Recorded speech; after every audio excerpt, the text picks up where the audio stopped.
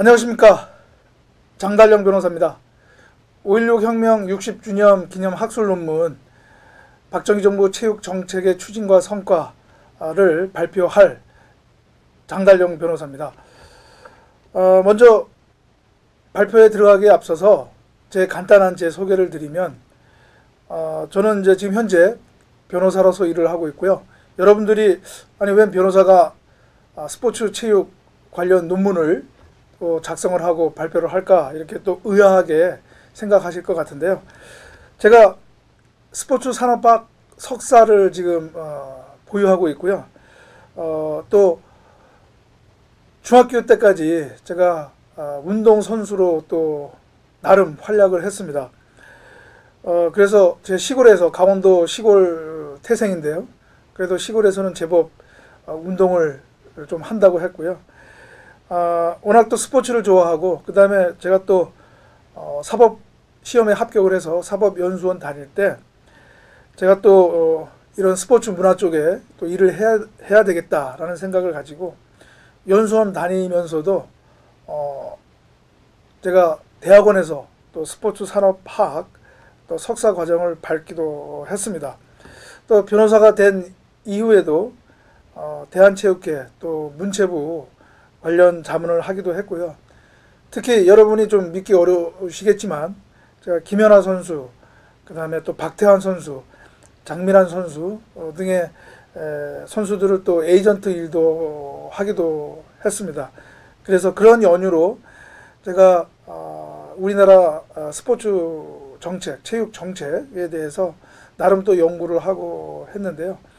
그래서 이번 박정희 대통령 기념관에서 이 실시하고 있는 이 5.16 혁명 60주년 기념 학술 논문에서 제가 이 박정희 정부 체육 정책에 대한 추진과 성과에 대해서 제가 한번 이 기회를 통해서 여러분들에게 박정희 정부의 체육 정책의 추진과 성과를 좀 제대로 좀 알려드려야 되겠다라고 하는 마음에서 제가 이 학술 논문 공모에 응했고요.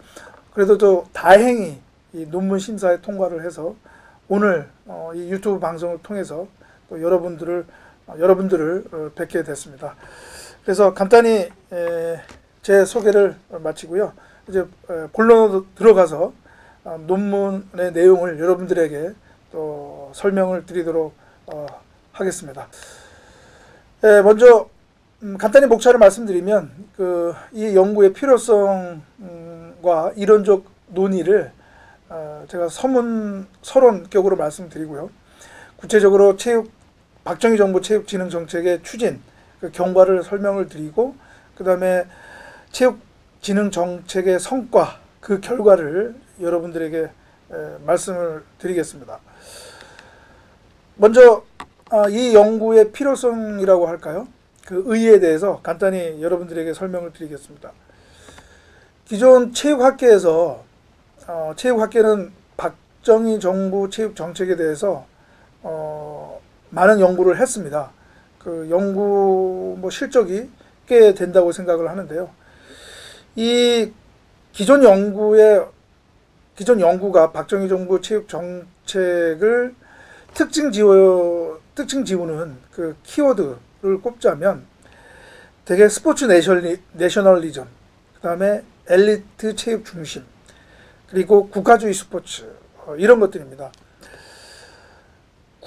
박정희 정부가 국민체육 시대를 열었다는 점에서는 크게 이론은 없지만, 이러한 기존의 박정희 정부 체육 정책에 대한 연구의 결론은 박정희 정부가 이 스포츠를 남북한 간의 어떤 체제 경쟁 우위, 그리고 국위 선양, 그 다음에 국민 단결이라는 이러한 정치적 정권적 목표에서 했다라고 하는 그런 비판적 평가에서 이러한 그 특징을 꼽았습니다.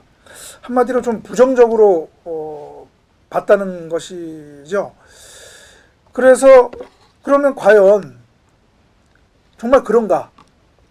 저는 나름 지금까지 연구를 하면서 박정희 정부 이후에 그 정부와도 비교해 봤을 때 과연 정말 박정희 정부 체육진흥정책이 그런 정치적, 정권적 차원에서 추진을 했었던 것인가. 그리고 제가 앞에서 말씀드렸던 그러한 특징들이 과연 다른 정부에 비해서도 정말 그렇게 비교되어질 만큼 그렇게 특징적인가라는 점에 봤을 때는 저는 그것은 아니다라고 판단을 했습니다. 아무래도 기존 체육학계가 이 박정희 정부의 권위주의 속성 그리고 그런 통치 스타일에 대한 그런 좀 부정적 선입견이 있기 때문에 한 것 아닌가. 그렇다면 제대로 박정희 정부 체육진흥정책을 우리가 알아보기 위해서는 그러한 선입견을 배제를 하고 그리고 그러한 체육진흥정책의 추진과 성과를 우리가 객관적으로 평가를 해야 박정희 정부 체육진흥정책의 본질과 본 모습을 우리가 이해할 수 있을 것이다. 그래야 박정희 정부와 다른 정부의 체육정책을 제대로 비교 평가하는 그런 자료가 제시가 될 수 있다. 뭐 제 연구 결과만이 아니라 이후에 그러한 관점에서 어떻게 보면 정치 중립적인 시각에서 제대로 박정희 정부 체육진흥정책을 다루면 박정희 정부와 다른 정부의 체육정책을 제대로 비교 평가할 수 있는 자료가 제시되지 않을까. 이런 점에 있어서 제 연구에 어떤 그 의미가 있다라고 생각을 합니다. 그래서 제 이 연구의 그런 어떤 의의라고 할까요? 필요성에 대해서는 이렇게 이해를 해 주시면 될 것 같습니다. 이 체육 정책이라고 하는데요. 보통 체육 정책은 우리나라 국민체육진흥법에서도 이제 체육이라는 말을 이제 쓰고 있지만 이 연구에서는 이렇게 정리하도록 하겠습니다. 체육에 관하여 정부가 이념과 국정 목표를 구현하기 위해서 마련한 입법 행정상의 기본 계획과 방침이다. 이렇게 정의하도록 하겠습니다. 그래서 구체적으로 법령과 행정 조직, 그리고 재정, 그리고 제도 및 사업 이렇게 나눠서 이 연구에서는 살펴봤고요. 여기서 이제 체육 정책을 이제 유형을 나누면 여러 가지 그 시각에 따라서 나눌 수가 있지만 이 방송과 이 연구에서는 크게 이제 생활체육, 전문체육, 학교체육 이 세 가지로 나눠서 살펴보도록 하겠습니다. 생활체육은 우리 일반 국민들이 하는 체육을 말하는 것이고요. 전문체육은 이른바 엘리트 체육 선수들이 하는 그런 체육을 말하고요. 학교체육은 학교 현장에서 이루어지는 교육으로서의 체육을 얘기를 합니다. 그래서 이 세 가지 유형별로 나눠서 살펴보도록 하겠습니다. 예, 먼저 박정희 정부 체육 정책 추진 경과를 알아보기 전에 먼저 1950년대 그리고 5.16 혁명이 일어나기 그 전후에 우리나라 그 체육의 현황을 좀 살펴볼 필요가 있습니다. 그래야 박정희 정부 체육진흥 정책을 제대로 이해하는 데 도움이 되겠습니다. 먼저 1950년대, 60년대 우리나라 대한민국 체육 현황에서 가장 큰 문제점은 무엇이냐 하면 이 체육 정책의 어떤 근거가 되는 법령이 없다는 것이었습니다. 지금은 국민체육진흥법이라고 하는 어떻게 보면 체육기본법이라고 하는 것이 있는데 이 국민체육진흥법도 바로 5.16 혁명 직후에 그러니까 박정희 정부에서 이 국민체육진흥법이 제정이 된 거거든요. 그러니까 그 이전에는 체육에 관한 정책에 관한 법령이 하나도 없었습니다. 그러다 보니까 그러한 법령에 의해서 체육 산업이 정해지고 또 제도가 나오고 그래야 그 사업 제도를 뒷받침할 수 있는 예산이 마련이 되는데 그렇지 못했던 것이죠. 그러니까 그냥 기존에 문교부 예산에 그냥 포함을 해서 그냥 체육 예산이 편성이 되고 했었습니다. 그 이전 정부에서는. 그래서 일례로 1952년도 그 예산 현황을 보면 그때 체육 예산이 500만 원인데요. 이 500만 원에 그 비중이 어떻게 되느냐? 문교부 소관 예산에, 그러니까 문교부 전체 예산의 0.016%밖에 안 됐습니다. 지금은 어떠냐? 지금은 보통 문교부 전체 예산의 이 체육 예산이 20%가 넘습니다. 그런데 50년대만 하더라도 거의 체육에 대한 개념이 없다 보니까 이렇게 이제 재정적으로도 많은 빈약한 그런 그 사정에 있었고요. 이 체육시설 현황도 마찬가지입니다, 여러분. 여러분 지금 화면에 보이시는 것처럼 이게 뭐냐면 일제시대 때 이제 경성부죠. 이제 서울, 우리 지금으로 따지면 서울시죠.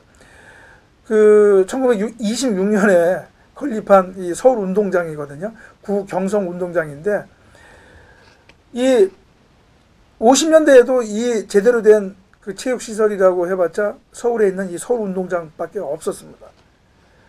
그리고 또 1959년에 건립된 효창운동장, 지금 여러분 효창운동장 지금도 있죠. 예, 그 운동장이 있었고요. 그 다음에 실내 체육관으로서는 1960년대 이제 착공을 해서 5.16 혁명 직후에 박정희 정부 초기에 완공된 장충체육관, 지금 장충체육관도 있죠. 예. 어떻게 보면 제대로 된 체육시설은 이것밖에 없었습니다. 서울에는. 물론 뭐 부산 직가시, 당시는 이제 부산 직가시였는데요. 그 60년대만 하더라도요. 뭐 경기도, 전라남북도 이렇게 주요 도청 소재지에는 또 뭐 운동장은 있었긴 있었는데 뭐 제대로 된 종합 경기장을 갖고 있지 못했던 것이죠. 이렇게 뭐 체육 시설도 이렇게 정말 낙후한 실정이었고요. 그 다음에 학교 체육도 마찬가지입니다. 이따가 또 제가 잠깐 언급하겠지만 1950년대 교육법상 그 학교 입학 허가는 전적으로 학교장이 재량에 의하도록 했습니다. 그러니까 뭐 입시 제도라든가 이런 것들이 다 학교장 마음이었던 것이죠. 그러다 보니까 그것에 어떻게 보면 그 원인이라고 할 수 있을까요? 학교 교육이 입시 위주로 되었단 말이죠. 그러니까 지금도 이제 그런 문제가 있지만 그때 당시에도 체육 교육, 체육 활동, 학생들의 그런 체육 활동이 매우 등한시가 되었습니다. 그러다 보니까 특히 일본 학생들과 비교해서 봤을 때 우리나라 초중고교 학생들의 신장, 체중 이런 신체가 일본에 크게 뒤져 있었습니다. 그리고 또 이러한 학교 체육시설, 또 체육교사가 절대적으로 부족을 했고요. 이 관련 자료에 의하면 1955년도에 전국적으로 약 1000여 명의 체육교사가 부족한 상황이었다고 합니다. 그러니 얼마나 학교 체육교육이 제대로 이루어질 리가 없겠죠.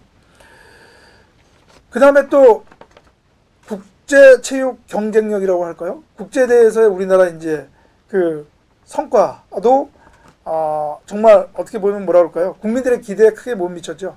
그래서 보면 1948년 런던 하계올림픽 동메달 2개, 1952년도 헬싱키 하계올림픽에서는 동메달 2개. 물론 뭐 그때 우리나라 뭐 국가 경쟁력이라든가 수준에 비하면 뭐 이것도 어떻게 보면 대단한 것이다라고 얘기할 수도 있겠지만 지금에 비하면 뭐 매우 부족한 상황이었고요. 특히 1960년대 그러니까 5.16 혁명 직전에 열렸던 로마 하계올림픽에서는 노메달, 그러니까 동메달 하나도 못 따가지고 그때 뭐 많은 언론에서 노메달 쇼크라고 할 정도로 그런 사회적인 아주 그 충격을 받은 적도 있었습니다. 이런 50년대, 60년대 초 어떤 시대적 배경 하에서 이제 5.16 혁명 후 박정희 정부가 들어서면서 우리나라 체육진흥 정책을 이제 추진하게 됐던 것이죠. 그래서 박정희 정부가 우리나라 체육진흥 정책을 추진하는 데 있어서 과연 어떠한 이념, 어떤 목표를 가지고 했느냐. 우리가 이것을 정확히 이해할 필요가 있습니다. 왜냐하면 그래야 박정희 정부 체육진흥정책이 과연 어떠한 시각에서 했는지를 이해할 수가 있거든요. 제가 조금 서두에서 말씀드렸던 기존 체육학계가 엘리트 체육 위주 중심이다, 또는 뭐 이런 정치적 정권적 목표에서 체육 정책을 폈다, 이러한 시각에, 이러한 판단에 당부당을 판단하는 데 있어서도 이 박정희 정부 체육진흥정책의 이념 목표가 무엇이냐, 이것을 우리가 확실히 알아야 우리가 그 제대로 된 판단을 내릴 수가 있는데요. 이러한 박정희 정부 체육진흥정책의 이념 목표를 파악하는 근거로서는 어떤 것이 있을 수 있느냐 하면 바로 박정희 대통령 연두교소, 그 다음에 연설문, 그 다음에 시정연설, 그 다음에 조금 이따가 설명드릴 국민체육진흥법의 제정 취지, 그 다음에 박정희 정부의 그런 관련 기록물, 이런 거에서 우리가 박정희 정부 체육진흥정책의 이념과 목표를 우리가 정확히 알 수가 있는데요.